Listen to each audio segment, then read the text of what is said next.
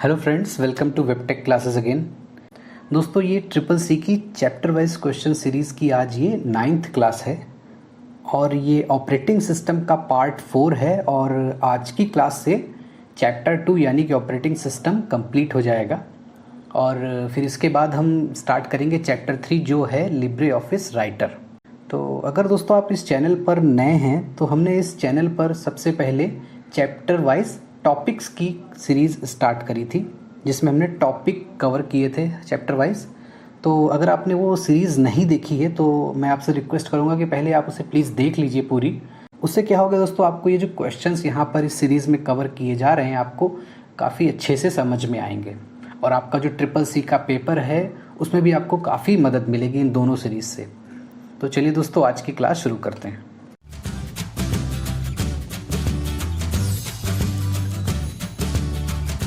आज की क्लास का दोस्तों पहला क्वेश्चन है फुल फॉर्म ऑफ एनटीएफएस, यानी कि एनटीएफएस का फुल फॉर्म क्या होता है वो यहाँ पर आपसे पूछ रहा है। और ऑप्शंस आपको दिए गए हैं new technology file system, new technology file service, new technology folder service या फिर न्यू टेक्नोलॉजी फोल्डर सिस्टम। तो आपको बताना है कि कौन सा सही आंसर है यहाँ पर। तो इसका सही आंसर है दोस्तों ए, यानी कि न्यू टेक्नोलॉजी फाइल सिस्टम। तो इस तरीके के जो क्वेश्चंस होते हैं दोस्तों, जो सिंपली याद करने वाले होते हैं, आप उसे कॉपी पर ज़रूर नोट डाउन कर लिया करिए सो दैट कि दोस्तों आपको रिवाइज करने में काफ़ी इजी रहे। अब देखते हैं अगला क्वेश्चन क्या है दोस्तों।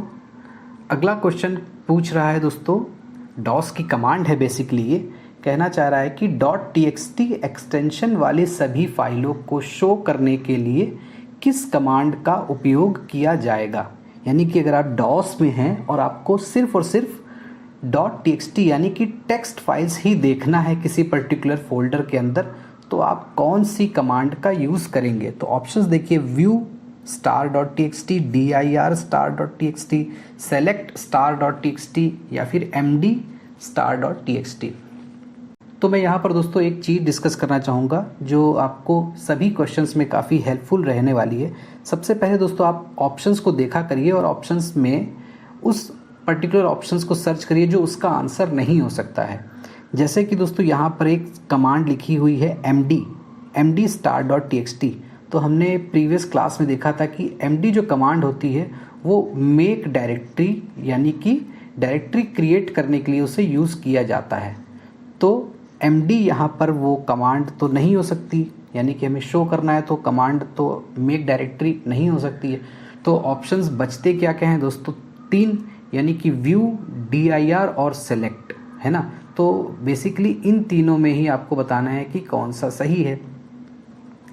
अब dir कमांड दोस्तों क्या करती है, प्रीवियस क्लास में हमने देखा था कि dir कमांड डायरेक्टरी के अंदर जितने भी फोल्डर्स और फाइल्स होते हैं उनको लिस्ट कर देती है। यानी कि अगर आपका फोल्डर सपोज करिए ए है और ए फोल्डर के अंदर x.txt एक फाइल है, ठीक है, फिर उसके बाद y करके .mp3 एक फाइल है, या फिर उसके अलावा z नाम का एक और फोल्डर है।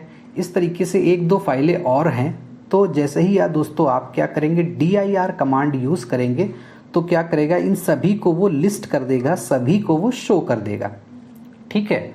तो अगर हमें सिर्फ star.txt इस तरीके से अगर लिखेंगे, यानी कि अगर हमें सिर्फ टेक्स्ट फाइल देखनी है तो हम dir कमांड का ही यूज़ करेंगे, ठीक है। dir कमांड के बाद लिख देंगे star.txt। तो इसका ये मतलब होता है दोस्तों, स्टार का मतलब होता है ऑल, यानी कि सभी ऐसी फाइलों को शो करो जिसका एक्सटेंशन txt है। तो सही ऑप्शन यहाँ पर दोस्तों क्या हो जाएगा, बी। आई होप कि दोस्तों आपको ये समझ में आया होगा कि dir कमांड से ही हम डायरेक्टरी शो करते हैं। तो star.txt का मतलब हो गया हर उस फाइल को दिखा दो जिसका एक्सटेंशन txt है। अब इसे थोड़ा प्रैक्टिकली भी मैं आपको दिखा देता हूँ तो आपको और बेटर समझ में आ जाएगा। तो मैंने यहाँ पर देखिए दोस्तों abc और def इस नाम से 2 टेक्स्ट फाइल ऑलरेडी बनाई हुई है। मैं जूम करके भी इसके नाम भी आपको दिखा देता हूँ। ये देखिए यहाँ पर ये abc है ना, और ये def है। तो 2 txt फाइल आपको यहाँ पर देखने को मिल रही है ना। तो डेस्कटॉप पे मैंने 2 txt फाइल बना दी हैं। अब मैं क्या करूँगा दोस्तों, यहाँ से कमांड प्रॉम्प्ट ओपन करूँगा। इसकी शॉर्ट की होती है cmd। तो मैंने यहाँ पर cmd टाइप किया और इसको मैं थोड़ा सा जूम कर देता हूँ। तो अब आपको यहाँ पर दिखाई दे रहा होगा आई गेस। तो मैं क्या करूँगा, सबसे पहले डेस्कटॉप पे आ जाऊँगा। तो अभी मैं डेस्कटॉप पे तो नहीं हूँ, तो मैं लिखूँगा डायरेक्टरी चेंज करूँगा यानी CD, और ये देखिए मैं डेस्कटॉप पे आ जाऊँगा। ये देखिए आ गया डेस्कटॉप पे। तो अब मैं यहाँ पर डेस्कटॉप पे आ गया हूँ। तो अब मैं यहाँ पर अगर dir कमांड यूज़ करूँगा तो क्या हो रहा है, देखिए सारी डायरेक्टरी हमको दिखा दे रहा है। तो देखिए यहाँ पर ये बाय डिफ़ॉल्ट जो डॉट और डबल डॉट दिखाता है वो मैंने आपको बताया था, है ना। उसके अलावा यहाँ पर क्या क्या दिखा रहा है, ये abc.txt भी दिखा रहा है। उसके अलावा ये देखिए चैप्टर 2 questions.pdf भी दिखा रहा है, जिसके थ्रू मैं आपको ये लेक्चर दे रहा हूँ, है ना। उसके अलावा ये def.txt दिखा रहा है, 2 टेक्स्ट फाइल दिखा रहा है, ये 2, है ना। उसके अलावा ये एक 1 नाम का फोल्डर भी दिखा रहा है। आप यहाँ पर ध्यान से देखिए, ये एक फोल्डर बना हुआ है, उसका नाम है 1। तो आपको ये सारी चीज़ें यहाँ पर दिखा रहा है। मैं क्या करता हूँ, पहले इसको क्लियर स्क्रीन कर देता हूँ सो दैट कि आपको क्लियर अगला दिखाई दे कमांड। मैं क्या करूँगा, dir*.txt ये मैंने कमांड यूज़ करी और एंटर कर दिया। तो अब आप देखिए यहाँ पर आपको सिर्फ और सिर्फ 2 फाइलें ही दिखा रहा है। एक है abc.txt, दूसरी है def.txt। तो मैंने कमांड क्या यूज़ करी दोस्तों, dir*.txt। तो आई होप कि अब आपको ये समझ में आ गया होगा। अब आगे बढ़ते हैं और अगला क्वेश्चन देखते हैं। अगला क्वेश्चन कह रहा है दोस्तों, निम्न में से कौन विंडो में वैलिड फाइल सिस्टम नहीं है। तो फाइल सिस्टम के ऑप्शंस यहाँ पर आपको दे रखे हैं दोस्तों। एक है FAT16, FAT32, NTFS और FXT। आपको बताना है कि इनमें से कौन सा वैलिड फाइल सिस्टम नहीं है। तो दोस्तों इसका सही आंसर है D यानी कि FXT। ये कोई वैलिड फाइल सिस्टम नहीं होता है। बाकी ये तीनों ही वैलिड फाइल सिस्टम्स हैं। फैट का फुल फॉर्म भी दोस्तों मैंने डिस्कस किया था प्रीवियस क्लास में, फैट यानी कि फाइल एलोकेशन टेबल। और NTFS का अभी हमने देखा न्यू टेक्नोलॉजी फाइल सिस्टम। तो आई होप कि दोस्तों आपको ये समझ में आया होगा। उसके बाद अगला क्वेश्चन देख लेते हैं। अगला क्वेश्चन कह रहा है दोस्तों, निम्न में से कौन सा सर्वर ऑपरेटिंग सिस्टम है। निम्न में से कौन सा सर्वर ऑपरेटिंग सिस्टम है। ऑप्शंस आपको दिए गए हैं Windows XP, MS DOS, Windows 7 और विंडोज़ 2000। तो बताइए दोस्तों कौन सा सही आंसर है।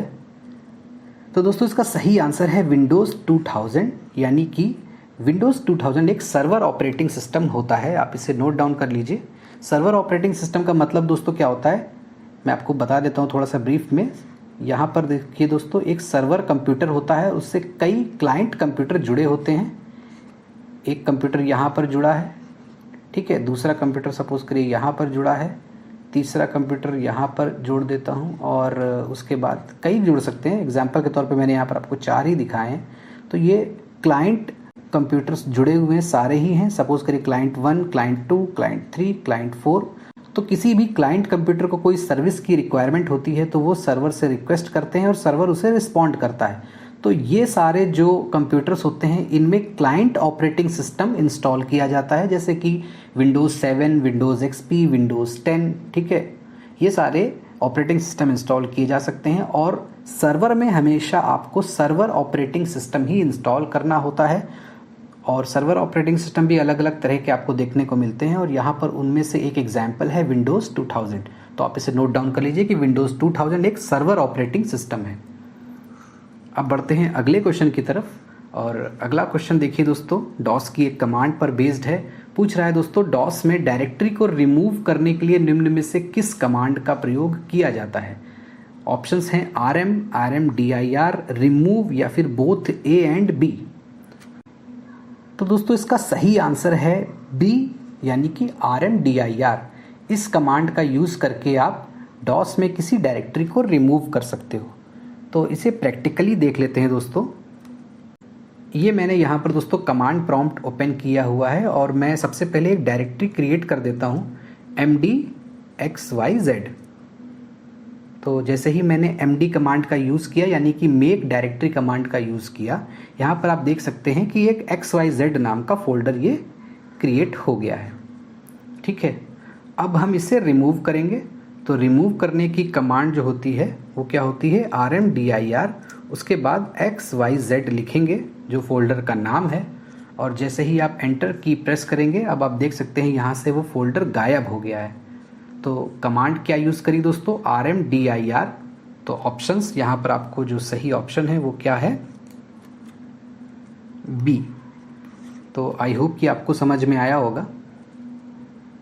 अब दोस्तों एक काम करते हैं, यहाँ पर आपको और बेटर अंडरस्टैंडिंग के लिए मैं दिखा देता हूँ कि rm और रिमूव ये दो कमांड प्रॉम्प्ट में नहीं चलती हैं। तो मैं वापस से यहाँ पर कमांड प्रॉम्प्ट में आ गया हूँ और मैं फिर से एक डायरेक्टरी क्रिएट कर देता हूँ। मैं उसी नाम से क्रिएट कर देता हूँ mdxyz।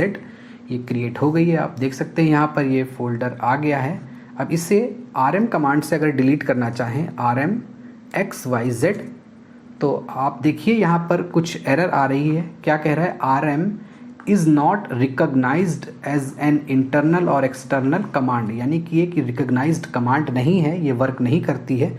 और रिमूव अगर कमांड का यूज़ करें, XYZ करें, तो भी आप देख सकते हैं एरर आ रही है, यानी कि ये दोनों ही कमांड सही नहीं है। तो आई होप कि अब आपको बिल्कुल समझ में आ गया होगा कि यहाँ पर सही ऑप्शन है RMDIR यानी कि बी। उसके बाद एक और क्वेश्चन डॉस की कमांड से ही रिलेटेड है। कह रहा है कि डॉस में एक डायरेक्टरी है ABC जिसमें सब डायरेक्टरी XYZ है, तो हम ABC डायरेक्टरी को हटाने के लिए RMDIR कमांड का उपयोग कर सकते हैं। आपको बताना है ये ट्रू है या फॉल्स है। वो कहना बेसिकली ये चाह रहा है कि एक डायरेक्टरी है यानी कि एक फोल्डर है ABC और इस फोल्डर के अंदर एक और फोल्डर है XYZ। ठीक है, एक बड़े फोल्डर के अंदर एक और छोटा फोल्डर है। ठीक है, किसी फोल्डर के अंदर दूसरा फोल्डर होता है तो जो अंदर होता है उसे दोस्तों क्या कहते हैं, सब फोल्डर कहते हैं या फिर सब डायरेक्टरी कहते हैं। ठीक है, तो बेसिकली वो ये पूछना चाह रहा है कि RMDIR कमांड का यूज़ करके आप ABC को डिलीट कर सकते हो। तो अभी हमने देखा था दोस्तों कि RMDIR कमांड का यूज़ करके हम फोल्डर डिलीट तो कर सकते हैं, लेकिन दोस्तों एक खास बात होती है कि आप किसी एम्प्टी फोल्डर को ही डिलीट कर सकते हो।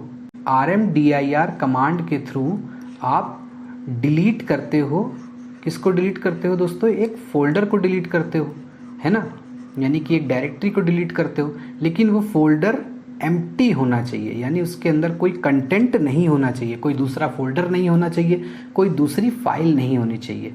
तो यहाँ पर जो सही ऑप्शन है वो है फॉल्स, यानी कि आप डिलीट नहीं कर सकते हो। मैं आपको ये प्रैक्टिकली भी दिखा देता हूँ। तो हम यहाँ पर वापस से कमांड प्रॉम्प्ट में आ गए हैं और मैं स्क्रीन क्लियर कर देता हूँ। और ये जो XYZ फोल्डर आप देख रहे हो, मैं क्या करता हूँ, इसके अंदर एक और फोल्डर बना देता हूँ, न्यू के अंदर एक न्यू फोल्डर मैंने बना दिया है और इसे क्लोज कर देते हैं। तो अब क्या करेंगे, RMDIR और लिखेंगे XYZ। तो आप देखिए दोस्तों क्या एरर आ रही है, the directory is not empty, यानी कि ये जो डायरेक्टरी है यानी कि जो फोल्डर है वो एम्प्टी नहीं है, यानी कि RMDIR कमांड के थ्रू आप ऐसा फोल्डर डिलीट नहीं कर सकते हो जिसके अंदर कोई और कंटेंट हो। तो आई होप कि दोस्तों आपको समझ में आया होगा। उसके बाद अब अगला क्वेश्चन देखते हैं। अगला क्वेश्चन पूछ रहा है दोस्तों, उबंटू में डिलीटेड फाइल्स कहाँ जाती हैं। ऑप्शंस हैं रिसाइकल बिन, ट्रैश, डॉक या फिर टेम्प। तो थोड़ा सा याद करिए दोस्तों, ये जो रिसाइकल बिन ऑप्शन है ये तो विंडोज़ में होता है, यानी विंडोज़ में आप किसी फाइल को, किसी फोल्डर को डिलीट करते हो तो कहाँ जाता है, रिसाइकल बिन में जाता है ना। तो उबंटू में ये सही ऑप्शन तो नहीं हो सकता। तो बचे कौन से, तीन ऑप्शंस, ट्रैश, डॉक और टेम्प। तो आपको बताना है कि कौन सा सही है। तो मैं बता देता हूँ दोस्तों, यहाँ पर सही आंसर है बी, यानी कि ट्रैश। ठीक है, उबंटू में डिलीटेड फाइल्स कहाँ जाती हैं, ट्रैश में जाती हैं। या फिर इसे आप ऐसे भी समझ सकते हो कि रिसाइकल बिन होता है विंडोज़ में और उबंटू में होता है ट्रैश। ठीक है, अब अगला क्वेश्चन देखते हैं। अगला क्वेश्चन फुल फॉर्म है दोस्तों, बॉस का फुल फॉर्म पूछ रहा है। ऑप्शंस देखिए दोस्तों, binary operating systems services, binary operating system solution, Bharat operating system services या फिर भारत ऑपरेटिंग सिस्टम सॉल्यूशंस। तो इसका सही आंसर है दोस्तों भारत ऑपरेटिंग सिस्टम सॉल्यूशंस, यानी कि डी। इसे आप नोट डाउन कर लीजिए, ये काफ़ी इंपॉर्टेंट क्वेश्चन है। तो अब देखते हैं दोस्तों अगला क्वेश्चन क्या है। अगला क्वेश्चन पूछ रहा है दोस्तों, निम्न में से कौन यूनिक्स OS फैमिली पर आधारित है। ऑप्शंस हैं Android, Ubuntu, both A and B और नन ऑफ दी अबव, यानी कि इनमें से कोई नहीं। तो कमेंट करके बताइए दोस्तों कौन सा सही है। तो दोस्तों इसका सही आंसर है C, यानी कि बोथ A एंड B, यानी कि एंड्रॉयड हो या फिर उबंटू हो, दोनों ही यूनिक्स बेस्ड हैं, ठीक है। जैसे कि दोस्तों लाइनक्स भी यूनिक्स बेस्ड है, उसी तरीके से एंड्रॉयड और उबंटू दोनों ही यूनिक्स बेस्ड हैं। दोस्तों आई होप कि आपको ये क्वेश्चन समझ में आ रहे होंगे, लेकिन दोस्तों अगर आपका फिर भी कोई डाउट रहता है तो आप कमेंट सेक्शन में ज़रूर पूछ सकते हैं। उसके बाद देखते हैं दोस्तों अगला क्वेश्चन कह रहा है कि सिस्टम को डीबग करने का क्या मतलब है। ऑप्शंस देखिए, इंस्टॉलिंग द ऑपरेटिंग सिस्टम को इंस्टॉल करना, finding the correct antivirus for the system, आपके सिस्टम के लिए सही एंटीवायरस को फाइंड करना, या फिर finding and correcting the errors in the system, आपके सिस्टम में कोई एरर है उसे फाइंड करना, उसे करेक्ट करना, या फिर finding the errors in the system, यानी कि सिस्टम में एरर्स को फाइंड आउट करना। तो आपको बताना है दोस्तों कि डीबग करने का मतलब क्या होता है। तो दोस्तों सबसे पहले आपको इस वर्ड को समझना पड़ेगा, डीबग दोस्तों दो वर्ड से मिलकर बना है, डी और बग। बग का मतलब दोस्तों क्या होता है, एरर। क्या मतलब होता है, एरर। और डीबग का मतलब हो जाता है दोस्तों एरर को फाइंड करके रिमूव करना, यानी कि सही ऑप्शन क्या हो जाएगा, C, finding and correcting the errors, ठीक है। अगला क्वेश्चन देख लेते हैं। अगला क्वेश्चन है दोस्तों, विंडोज ऑपरेटिंग सिस्टम में जिसे हम विंडो की कहते हैं उसे उबंटू ऑपरेटिंग सिस्टम में क्या कहा जाता है। ऑप्शंस देखिए, मेन की, सुपर की, उबंटू की, या फिर एल की। जैसे दोस्तों अभी हमने देखा था कि विंडोज में रिसाइकल बिन नाम यूज़ किया जाता है, उबंटू में ट्रैश नाम यूज़ किया जाता है, उसी तरीके से विंडोज में हम विंडो की कहते हैं, तो उबंटू में उस की को किस नाम से जानते हैं। तो यहाँ पर दोस्तों सही ऑप्शन है बी, यानी कि सुपर की। आप इसे नोट जरूर कर लीजिए। उसके बाद देख लेते हैं अगला क्वेश्चन कह रहा है दोस्तों, हम इस पोजीशन में विंडोज में टास्क बार सेट नहीं कर सकते हैं। तो सबसे पहले दोस्तों आप याद करिए कि टास्क बार होता क्या है। यहाँ पर आप देखिए दोस्तों, ये जो सबसे नीचे जो पट्टी आपको दिख रही है ये वाली, इसे टास्क बार कहते हैं। और ये क्वेश्चन पूछना चाह रहा है कि आप टास्क बार को कहाँ पर सेट नहीं कर सकते हैं। तो जो बाय डिफ़ॉल्ट दोस्तों जो टास्क बार की पोजीशन होती है वो बॉटम ही होती है। देखिए दोस्तों यहाँ पर ये बॉटम में टास्क बार है। ऑप्शंस हैं यहाँ पर दोस्तों, पूछ रहा है कि टॉप में आप नहीं सेट कर सकते हो, यानी कि दोस्तों वो ये कह रहा है कि आप यहाँ पर इस जगह पे टास्क बार को सेट नहीं कर सकते हो। दूसरा ऑप्शन तो दोस्तों बॉटम है, यहाँ तो आप डेफिनेटली कर सकते हो, बाय डिफ़ॉल्ट ही वो यहीं पर रहता है। लेफ्ट या राइट में, यानी कि दोस्तों इस जगह लेफ्ट में या फिर इस जगह राइट में आप नहीं सेट कर सकते हो, क्या ऐसा है क्या। या फिर मिडिल में, यानी कि कहीं यहाँ पर। तो इसका सही आंसर है दोस्तों डी, आप मिडिल में, यानी कि कुछ यहाँ पर आप टास्क बार को नहीं सेट कर सकते हो, उसके अलावा आप कहीं भी सेट कर सकते हो। तो अगर आपको पोजीशन टास्क बार की चेंज करनी है तो मैं आपको वो भी दिखा देता हूँ। आपको सिंपली दोस्तों क्या करना है, टास्क बार पे राइट क्लिक करना है, यहाँ पर लॉक द टास्क बार का एक ऑप्शन होता है, उससे अगर टिक है तो आपको अनटिक कर देना है। और जैसे ही दोस्तों आप इसे अनटिक कर दोगे आपका टास्क बार मूवेबल हो जाएगा, यानी कि उसे आप मूव कर सकते हो। तो देखिए कि दोस्तों मैं यहाँ से अब इसे राइट में कर दूंगा, ये देखिए राइट में टास्क बार आ गया है, उसे मैं अप कर दिया हूँ तो अब देखिए यहाँ पर दोस्तों ऊपर की तरफ टास्क बार आ गया है। फिर उसी तरीके से मैंने इसे लेफ्ट में कर दिया और मैं इसे वापस से उसकी बाय डिफ़ॉल्ट पोजीशन में कर देता हूँ। तो आप इसे हर जगह सेट कर सकते हो, सिर्फ मिडिल में सेट नहीं कर सकते हो।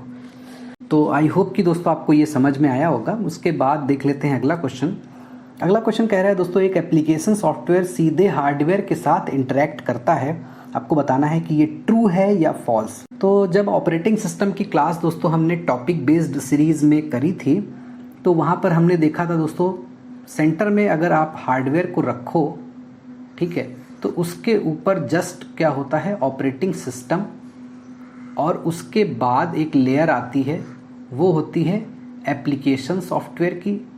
एस कर देता हूँ मैं, तो एस का मतलब हो गया एप्लीकेशन सॉफ्टवेयर। फिर उसके बाद ये सपोज करिए यूज़र है और यूज़र इंटरेक्ट करता है, तो यूज़र इंटरेक्ट करता है एप्लीकेशन सॉफ्टवेयर से, एप्लीकेशन सॉफ्टवेयर इंटरेक्ट करेगा ऑपरेटिंग सिस्टम से, और ऑपरेटिंग सिस्टम इंटरेक्ट करता है हार्डवेयर से।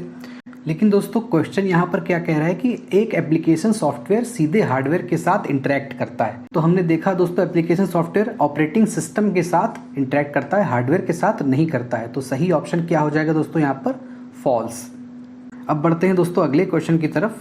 अगला क्वेश्चन क्या कह रहा है दोस्तों, हम डेस्कटॉप पर नया फोल्डर नहीं बना सकते हैं। तो ऑप्शंस हैं ट्रू या फिर फॉल्स। तो दोस्तों ये फॉल्स है, आप न्यू फोल्डर कहीं पर भी बना सकते हो, चाहे वो डेस्कटॉप ही क्यों ना हो। तो देख लेते हैं दोस्तों इससे प्रैक्टिकली भी करके। आप देखिए यहाँ पर राइट क्लिक करता हूँ मैं, न्यू पे जाता हूँ और एक फ़ोल्डर का ऑप्शन आपको देखने को मिल जाता है। तो आप ये देख सकते हैं एक नया फ़ोल्डर ये क्रिएट हो गया है। तो वो फॉल्स था, आप न्यू फोल्डर बना सकते हो डेस्कटॉप पे।